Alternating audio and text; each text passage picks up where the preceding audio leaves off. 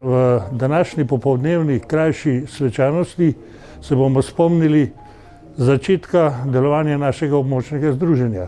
Namreč pred 20 leti smo ravno v tem lokalu, ne sicer v tem prostoru, ampak levo od njega, malo manjšem, ustanovili območno združenje veteranov vojne za Slovenijo.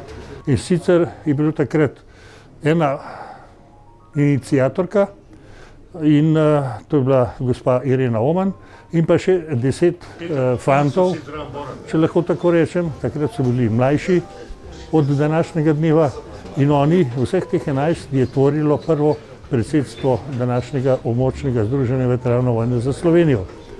Naše združenje je imelo tekom teh let nekaj odmevnih uspehov: odkritje spominskega obeležja na Jezerskem vrhu, odkritje spomenika na letališču Brnik, 4 spominske plošče, tajno skladišče pri hraniteljih orožja med osamosvojitveno vojno in pa še vrsto drugih dogodkov, ki nas spominjajo na obdobje 1990-1991 in pa v kasnejšem času. Vse te stvari, ki sem jih navedel, delamo skupaj z ostalimi veteranskimi organizacijami na Gorenjskem, posebej pa na našem območju se v tem sodelovanju naslanjamo en na drugega skupaj s Policijsko-veteranskim društvom Sever Gorenjska.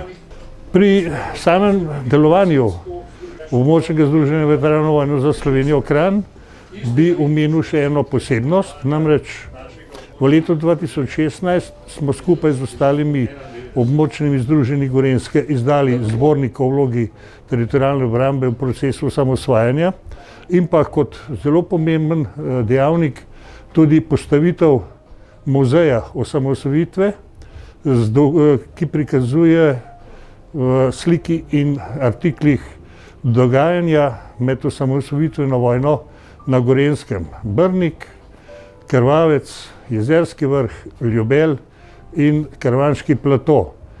Ti dve dejanji sta bili za nas v tem obdobju eni glavnih in najbolj atraktivnih in pa seveda tudi najbolj pomembnih.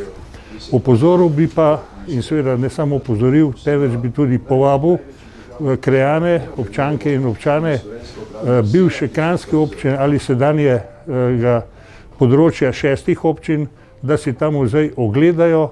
Zanimivo in pa predvsem poučno bo pa tudi za šolsko mladino, ki v okviru domoljubne vzgoje mora imeti tudi vpogled v našo polpreteklo zgodovino.